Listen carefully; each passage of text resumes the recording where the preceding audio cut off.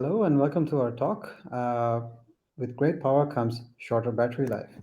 Today we are going to talk about power consumption on ESP devices. Specifically, we'll focus on the ESP32-C6. I am Sudeep Mohanty and I'm joined by my colleague Marius Wickemer. We are part of Espressiv's IDF core team and we work on ESP IDF, which is Espressiv's IoT development SDK. We work on a lot of things like low power coprocessor, free RTOS, memory, panic handlers, and a lot of other things. And today we are going to go into the various sleep modes and low power coprocessor that we have. Just touching on the different topics that we are going to talk about today. First of all, let's look at why we should care about power. Then we will take a look at the different power management methods that we have in ESP IDF. And then we will focus a bit on the different new features that have been added to ESP32-C6. Now I'll hand it over to my colleague Marius to take us further. Thank you, Sudeep. So why do we even care about power consumption? We have our ESP32 dev kit, right? And we just plug it into the USB and we have power. Doesn't really matter, right? Well, in some cases it does. Power consumption equals to heat, which might impact your design of your embedded system. There's also the environmental impact of using all of this power. And most importantly, you might want to run your device off a battery. And the larger the power consumption is, the shorter your battery life is. And this is where it really matters. So first we'll talk a little bit about the power management in ESP IDF that we provide for you guys. So in general, how do you decrease power consumption on a microcontroller? There's a few generic methods. You can power down certain areas of the chip.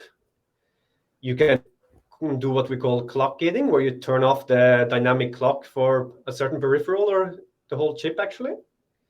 Or you can decrease the voltage and or the frequency of the chip. In ESP IDF, we provide this through our two libraries. One is power management. We call it ESP PM. And the other one is ESP sleep. First, we'll go through a bit about our sleep modes. What you have and what you're most familiar with is the active mode, where basically everything is powered up and everything is running at full speed. In this mode, all the functionality is available, and you might have a power consumption up to 350 milliampere, depending on your Wi-Fi activity. The next one is modem sleep. And in this mode, basically the RF part of the chip is powered off while everything else stays on. And then we have light sleep. In light sleep, the RF part is also powered off. But in addition, you can also power off your digital peripherals. Which digital peripheral is powered off will depend on your chip. On some chips, you can power off a lot of them. On some chips, there's a more limited selection. In addition to this, your CPU is also paused. But in light sleep, when you wake up, you can just continue from where you left off. Since the memory and all of the states are still intact, there's no actually a need for a long wake-up procedure there. You can just continue your software where you left off. In light sleep, you're looking at power consumption from 35 microampere and upwards. And these numbers are from the C6. Next, we have deep sleep, which is the most commonly used sleep mode on our chips. In deep sleep, we just basically power off everything we can power off. The main CPU is off, the main internal memory is off, RF is off, and all of the digital peripherals are off. The only thing that must stay powered on in deep sleep is the RTC part and the power management part, as well as the RTC memory, which is a small bit of memory that stays powered on even during deep sleep. And then there's two optional parts. On some of our chips, we have something called the low power CPU or the ULP. This is like a small extra processor that can do some simple tasks while the rest of the chip is sleeping. And this low power CPU can access the outside world by using the RTC peripherals, which are some limited peripherals that may stay active during sleep. For example, on C6, there is a RTC I2C bus that lets the low-power CPU use I2C even while the main CPU is in deep sleep. The main drawback of this mode is that since both the CPU and the internal memory is off, there is no states saved. So basically, when you wake up from deep sleep, you start all over again. Your app restarts bootloader. But it gives you the lowest power consumption, as low as 7 microampere if nothing is powered on. Okay, we've talked about sleep modes, but how do you actually wake up from them? Well, we have what we call wake-up sources, which you configure before sleeping, and you can have multiple sources. Not all of the sources will work from deep sleep, and like exactly which sources you have will depend on your chip. This is something you have to look up in the TRM.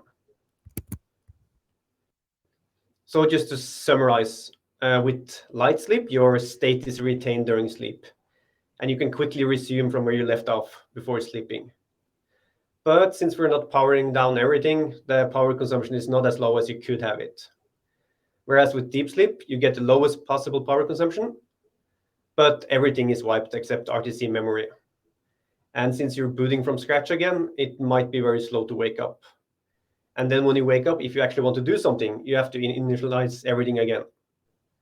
So from this, you can see that sleep modes are a trade-off. It will depend on your application which one is the best. And then in IDF, we also have ESP PM, our power management library. And it provides two basic features. It's automatic light sleep and dynamic frequency scaling. With automatic light sleep, we base it on something called FreeRTOS tick idle, which basically means that instead of your idle task just staying idle for a few seconds or a few milliseconds, it will basically stay idle until there's something else to do. So what happens there is that FreeRTOS is executing tasks, and whenever it goes to idle, then it will try to calculate when is the next time I actually have to do something. And if that time is a certain amount of time from the present, it will say like, okay, I can put the chip to sleep. And then we'll stay into light sleep all the way until it actually needs to do something. And this way, light sleep is just handled automatically for you from IDF. All you need to do is just call the PM init function. It's very simple and very convenient. Here you can see a little bit what's actually happening with the power consumption during such a auto light sleep. In this case, we're running basically Hello World that prints Hello World every 1 second. What you see first there is the boot up process before it goes into light sleep for a while. And then it wakes up for a short period of time and prints Hello World before going back to light sleep again for 1 second. So with automatic light sleep, it knows that nothing will happen before 1 second in the future when I need to print Hello World again. I need to wake up. And this way you can save a lot of power. If you look at the next plot here, you can see actually how much power it is during light sleep here. It's hovering at around 50 microamp before shooting up when waking up to do light sleep. I print Hello World. And then we have dynamic frequency scaling, which lets ESP IDF basically automatically adjust your APB and CPU frequency and therefore save power. And the whole system is based around power management locks, which lets application just take a lock, which expresses their requirements for the CPU frequency. Let's say a certain peripheral needs the CPU frequency to be at max speed while working. You can just take this lock. As soon as it's finished, it will release the lock, and the system knows, okay, now I can scale down the frequency. This was just a short introduction to our different power management methods. You can find much more information online. There's a bunch of API guides linked on the left side there, as well as 5 different examples showing different power saving mechanisms. And then now on to what we actually want to talk about, our new chip, the ESP32-C6, and how we have improved it for lower power improvements. So basically, on the C6, we support Wi-Fi 6, which has a feature called target wake time. And why this is important, we'll get back to later in this discussion. There's also a new and improved ULP, a low-power coprocessor, as well as a more flexible power management unit, the PMU. And now we come to the exciting new feature on the C6, the target wake time. And for this, I'll let Sudeep handle the talk. Over to you, Sudeep. Thanks, Marius. So Wi-Fi target wake time. Before we get into target wake time and what it is, let's look at a story of IoT and Wi-Fi. If you look at some market predictions, what you see is that IoT market is growing and growing fast, exponentially. Uh, Another thing that you will notice is that a lot of devices, which are IoT devices, are actually connected by Wi-Fi, probably a third of them. This is because Wi-Fi is very widely used, and IoT devices are deployed in a lot of places where Wi-Fi is already present. So it is quite natural to have a lot of IoT devices, connected devices, which rely on Wi-Fi for connectivity. But unfortunately, Wi-Fi is not known to be very power efficient. Now let's look at what problems that we have with Wi-Fi and how the existing Wi-Fi power save techniques work for IoT devices nowadays. Um, if you know how a Wi-Fi system works, what you will notice is that there is an AP which sends out broadcast beacons to all its connected stations with a beacon interval. And all the connected stations need to reply to this AP for the data transmission to happen, to work. Now, traditional Wi-Fi power save techniques rely on these beacons and the time between each beacon. This is the time, essentially, which is called the beacon interval, which a station can use to sleep or to conserve power.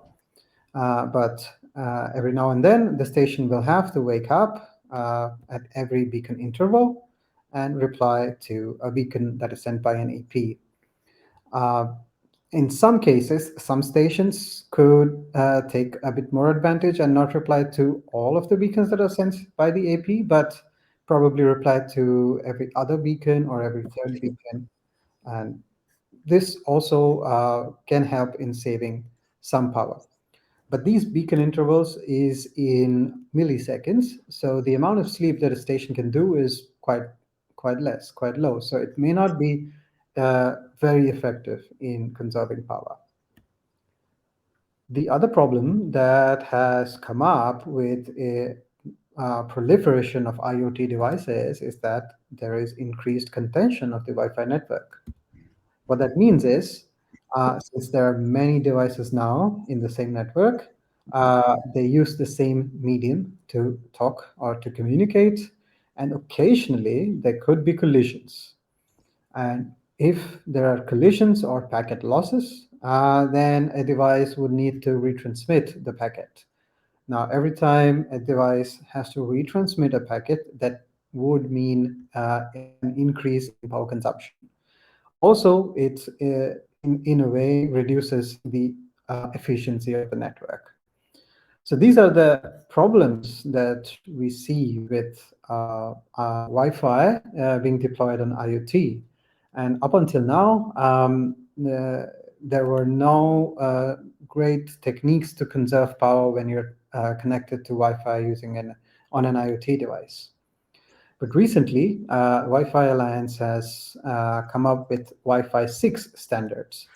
The Wi-Fi 6, or in other words, 802.11ax standard, has something called as target wake time. And this feature promises to tackle both of these aforementioned problems.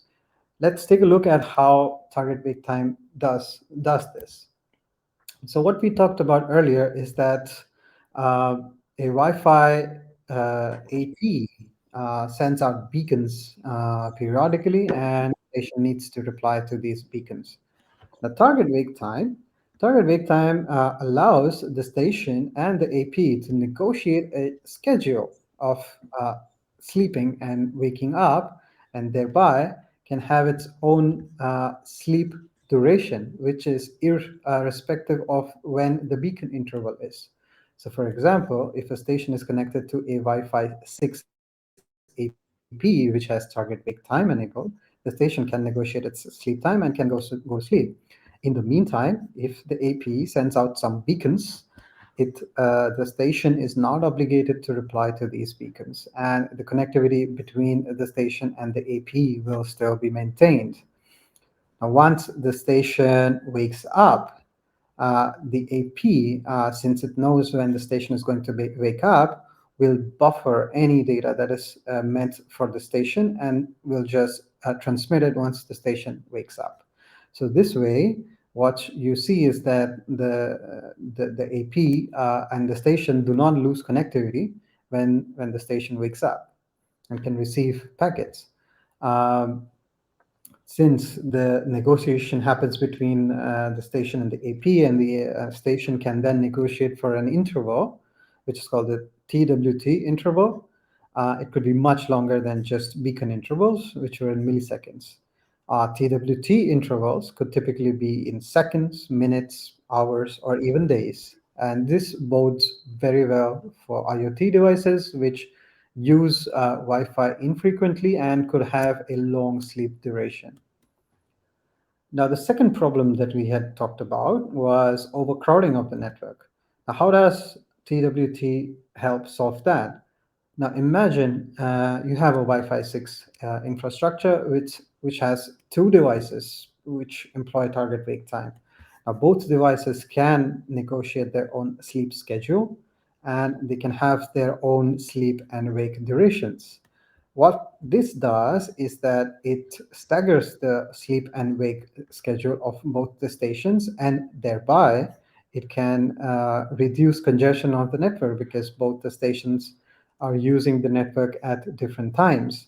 So, in effect, this would increase the network efficiency, as well as it could result in lesser collisions and lesser packet loss. And therefore, the stations don't need to retransmit data, which means much less power consumption. So, to summarize what we just saw, target wake time is a feature of Wi-Fi 6 or 802.IEEE 802.11ax standard.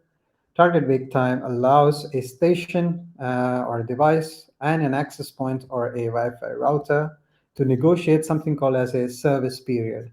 Now, the service period essentially determines when and how frequently will the station and the AP exchange data on the network.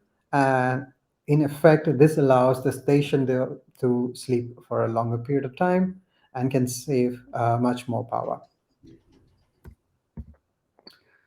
There are two types of target wake time. One is called individual TWT or ITWT. Here, each station is responsible to negotiate its own sleep schedule. This is already supported on ESP32-C6 from IDF 5.1 onwards. And you can see an example already. If you want to know how, if you want to fire it up and try it for yourself, the example is in ESP IDF. The second kind of TWT is called broadcast TWT. This is meant for the AP, where the AP sends out TWT parameters to a group of stations in multicast or broadcast fashion. So the AP controls when the stations would wake up and exchange data. This is not yet supported on ESP32-C6, but it shall be supported soon. Of course, as you might have figured out already, that to take advantage of TWT, what you need is a Wi-Fi 6 infrastructure with target wake time enabled. So if your device is being deployed in an infrastructure which is compliant to Wi-Fi 6 and has target wake time, you should be able to take advantage of target wake time. Now, we had touched upon the different sleep modes that we employ on ESP devices, and one of the most popular one is deep sleep.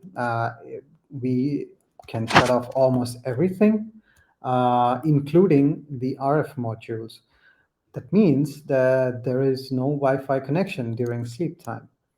Although you can save a lot of power, but maybe you will not be connected to Wi-Fi when you're sleeping. Now, In this experiment, we present target wake time combined with automatic light sleep and dynamic frequency scaling as an alternative to deep sleep. The advantage here is that the Wi-Fi connection is maintained even during sleep. Now, how does that work? Well, the Wi-Fi AP buffers the packets for the station during sleep. And once the station wakes up, then the Wi-Fi AP will transmit those packets which have been buffered for the station. Now, this means what you can potentially do is that you can build products which are more responsive to network events, as opposed to employing deep sleep, where you might need to reconnect to Wi-Fi once you wake up from sleep. Now let's take a look at this and how it responds, or how it reflects in the power graphs or power curves when we are comparing target wake time with deep sleep. To do this experiment, what we need is a current consumption measuring device, such as a joule scope connected in series with an espresso chip, and then we can measure the current consumed during different phases of your application. Okay, the first graph that we have here is for deep sleep, when, let's say, the sleep interval is about 15 seconds. So what you can see here is that typically the device boots up, it connects to Wi-Fi, and then goes to sleep for about 15 seconds. After 15 seconds, the device wakes up again. It has to reinitialize everything. It has to reinitialize Wi-Fi as well, and it has to reconnect Wi-Fi, and so on and so forth. This is how a typical application would look like, which employs deep sleep as a power consumption method. Now, how does this graph change if instead of deep sleep, we use target wake time with the same TWT interval of about 15 seconds? What you see here is slightly different curves. Well, of course, the ESP initializes and it connects to Wi-Fi, and then it negotiates with the AP about a sleep schedule. So this is where the TWT negotiation takes place. And once that is done, and once a service period is agreed upon, the station now goes into sleep. Now, in this example, or in this experiment, what we do here is that we allow automatic light sleep and dynamic frequency scaling to take effect once we go into sleep.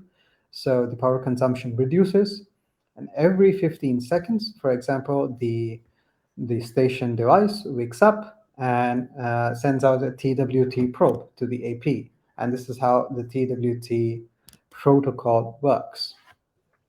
Now let's zoom into these graphs a little bit more. If you take a look at the deep sleep graph and you zoom into it, what you will notice is that the steady state sleep current is about 7 microamperes, which is quite low. But if you do the same on a target wake time on TWT, you see that sleep state current is about 35 microamperes, which is significantly higher than deep sleep. What then, if you look at just this data, you might think that deep sleep could be more effective than target wake time. But that's not the case. That is because what you will notice is that during deep sleep, what you need is you need to boot the ESP again. Then you need to initialize the Wi-Fi, and you need to reconnect. And this takes about 12 seconds in our experiment. And this consumes more energy. As compared to this, when you employ target wake time, you see that the minimum active time, or the time it takes for the device to wake up and send out a TWT probe and do whatever it needs to, is about just 200 milliseconds. Now, this results in an average current consumption, which is far lesser. You can see if we have a 15-second interval with deep sleep, it consumes about 16 milliamps. But if it's target wake time with a similar 15-second interval, it consumes about 9 milliamp amperes. So you see, the current consumption could be way less when you employ TWT.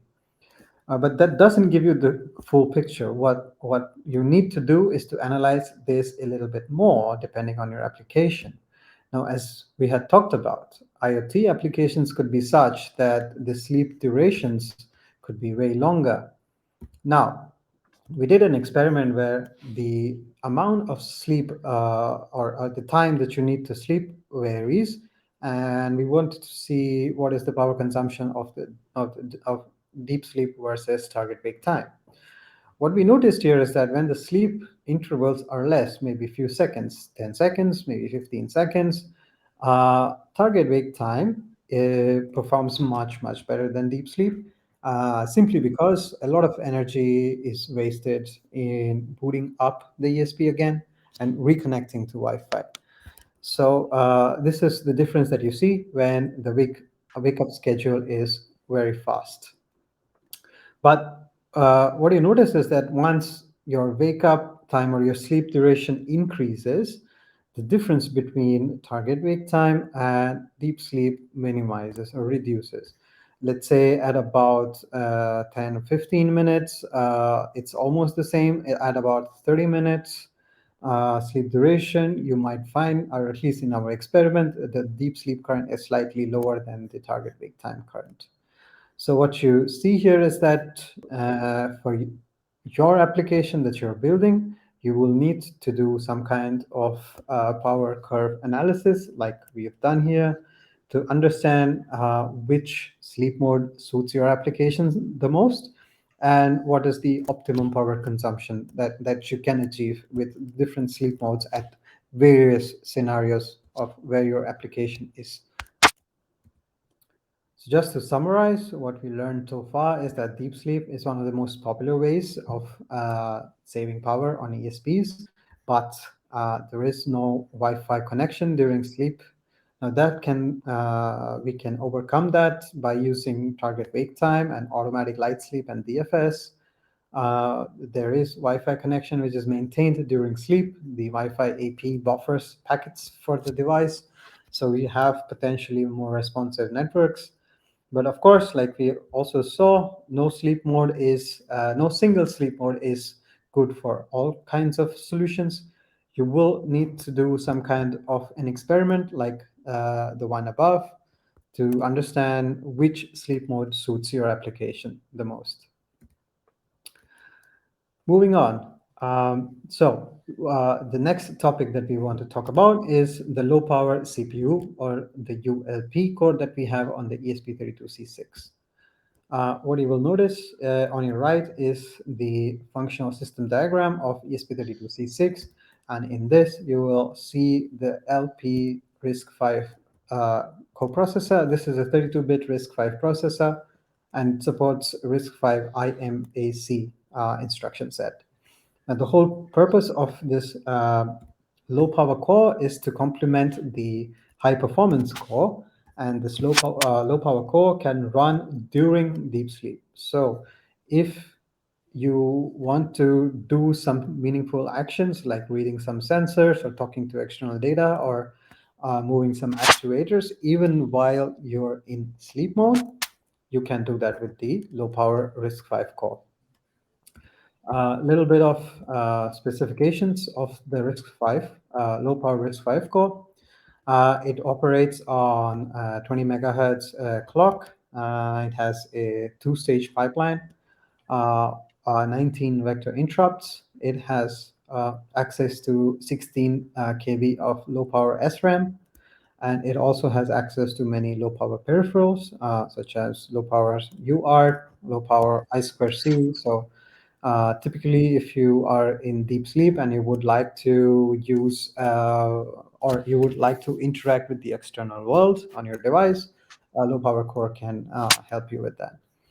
Of course, the low power core can wake up the high performance core using an interrupt and can wake it up from sleep. And when you are in active mode, then the low power core also has access to all of the different system peripherals and the system memories. So in effect, the low power core could act as another core, a second core on ESP32-C6. If you want to get into the details of how ULP works and how a program is compiled for the ULP or the low power core and how it runs, then you can look at the various references that we have. So we have some detailed documentation about ULP core here. We have a bunch of examples also about the low power core, so you can try them out. We also have a dedicated YouTube talk from last DevCon, which is DevCon 2022. And you can also watch this and get into the details about how the low power core works. So with that, we will now move on to the final power management unit, which is new in the ESP32-C6. And I would like to hand over the baton to Marius to talk us through it and bring us to the end. Marius. Thank you, Sudeep. The power management unit is something else we also improved on the C6. If you see in this next slide here, there's a comparison between the different peripheral and power domain in C3 on the left and then C6 on the right. And if you look at the ones with the green color, it's the one that will stay powered on during light sleep. But there's also a small cog in some of them, which signifies that they can be powered off during light sleep. And if you look here, the PMU on the C6 has a lot more peripherals it's able to power off. It can basically be configured to power off everything if it wants to. It's much more configurable. And this results in a much better light sleep current on C6 compared to our previous chips. As a comparison with C3, on C3 you could get around 130 microamps as a light sleep current. While on C6 you can get it all the way down to 34. So it's almost a reduction of 75% in light sleep, which is pretty. And then just to give a conclusion of our whole talk, optimizing for power consumption has become very important, especially for battery-powered devices. And with the ESP32-C6, Espressif is putting more focus on this low-power part of the chip.